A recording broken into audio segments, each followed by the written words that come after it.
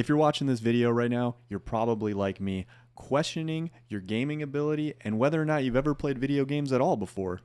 I don't know what it is, probably a skill issue, but I've beaten every Souls-like game there is, and I would rather fight Malenia and Inner Ishin than have to fight this thing again. Let me save you some time and possibly prevent you from throwing your controller into a wall and help you easily defeat the Fallen Archbishop Andreus. First, we'll break down its movesets by phase, and then we'll go into the full fight. The first move to pay attention to is the tongue attack. It'll start vertically like this, and then go into a horizontal whip like that. Then there's a slam with a follow-on strike like this. Next is a vertical strike from the left with a follow-on strike from the right. And then lastly is this Fury slam attack that has the worst camera lock ever. In the second phase, there's a spear dash, which will be followed up by a sweep. You'll also have a quicker version of the slam with the follow-on strike, as you can see right here. There's a follow-on strike. Next is this lunging strike with a follow-on from the right, similar to phase 1. We'll also have the tongue attack in phase 2 with a follow-on horizontal whip. The Fury attack is this walking slam. Next is a lunging head attack with the follow-on tongue attack, you can see right here.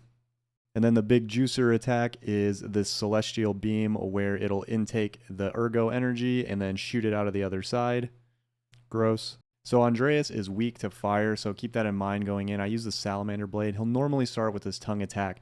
For this slam right here, pay attention with the follow on. So here goes into the slam, and then watch the elbow. As soon as the elbow bends, that's when you know to block. That's what really helped me. And then hit him with some follow on attacks. All right, so here comes that vertical strike. You can either dodge that or block it, whichever one you're more comfortable with. Here comes the tongue attack. Again, I like to dodge to the right. Make sure you're keeping distance. Here comes that swiping attack, and then the vertical attack, and then the follow-on. Something that I usually do is after that second strike, I hit him in the head, and then I dodge to the right. That helps with the timing of that right arm.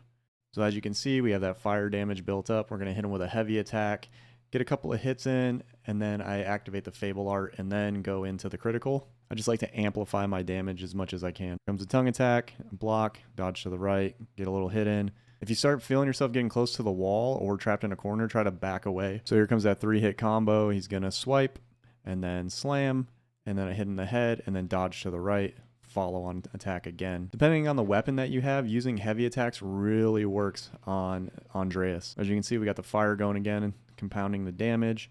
Going to block this time. And now we're just trying to stay patient, not get overly excited. Here comes the block, the dodge, the hit, the dodge.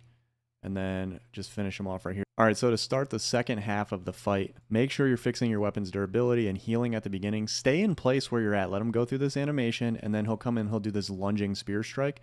Just stay right there, and now run immediately to the right. He may get a second attack in, which is a sweep. Just listen for it and dodge it. Make your way to the backside of Andreus, back to the creature you were originally fighting, and we're going to fight him again. Keep in mind the slam attack is a little bit faster this time, and then there's that follow-on strike. Pay attention to the elbow. Here's a stomp, and then here's a swipe. Just know if an attack comes from the left, you're going to get another one from the right. Here goes with the tongue, and then a whip. We'll dodge again, try to get in close. Make sure we're constantly trying to get that fire damage. Here it comes, left then right, like we talked about. Always trying to put fire damage on. Here you'll see another quick slam where you're ready for it that time. The follow-on, paying attention to that elbow. The more perfect parries you get, the faster you get to that guard break. So that's what we're trying to do. And we're also trying to get the flame attacks up using a Fable Art right here. If you have it earlier in the fight, feel free to use it earlier, whatever you're more comfortable with. This is just when I had it. So again, left and right. All right, now we got to back up. You don't have to go as far back as the other one because he doesn't follow you like he does in the first phase. There's an alternate version where he'll start walking and then he'll turn red. Just walk away from him when he does that. Tongue whip. Then he'll come down with this lunging strike and be prepared for the second one, even if it doesn't come. And then we're working towards that guard break. We're getting close to it. A couple of perfectly timed parries right here. There it is. Now he's going to go up, back up away from him, hit him with that heavy attack, put some fire on him, maybe hit him with another heavy attack, and then go straight into our critical.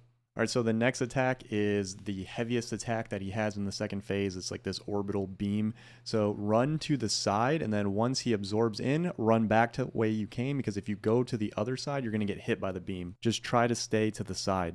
It's a little weird to get used to at first. All right, so we're continuing through the fight. I keep a distance so that it doesn't go into that slam attack, and I'm also trying to rotate so I don't get trapped into the corner of the arena. I fast forwarded a little bit for the sake of time, and as you can see, I'm kind of stuck in the corner right here, and what I want to do is just rotate my way back to the center, because if you get stuck there, he's going to constantly go into the slams and you're not going to be able to see the attacks coming. When you see him back up, use that to your advantage to try to get away from that corner. Obviously heal or fix your weapon durability as much as you can, activate a Fable Art. Try not to be on the side where the long-necked version of him is. As you can see, I get kind of trapped. I also start to panic a little bit right there. I thought I was stuck. That's what I was talking about right there. It'll walk and then go into the slam. Here comes that left attack. We know that the right's following up right there. Hit it again. Don't panic. Try not to panic.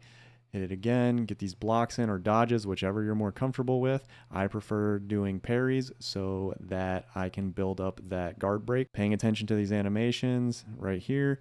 Following up, doing a heavy attack after that tongue whip. Here's the left, dodge, and then I know the right's coming, dodge. Hit him with a heavy, trying to take advantage of all of those openings with a heavy attack. Fast forwarding a little bit, if you do enough perfect parries and enough heavy hits, you'll build back up to another health. As you can see, I gained one back and I used it right there. And remember, get to the side right away. This is huge panic mode. Run right back so we don't get hit by the fart beam. And then boom, we go in and we finish him off right here. And that's the end of that. If you found this video helpful, please make sure to hit the like button. And I'd also ask that you please consider subscribing, as subscribing is the best way to support this channel. We do a lot of Souls-like content like the Lives of P and the upcoming Lords of the Fallen.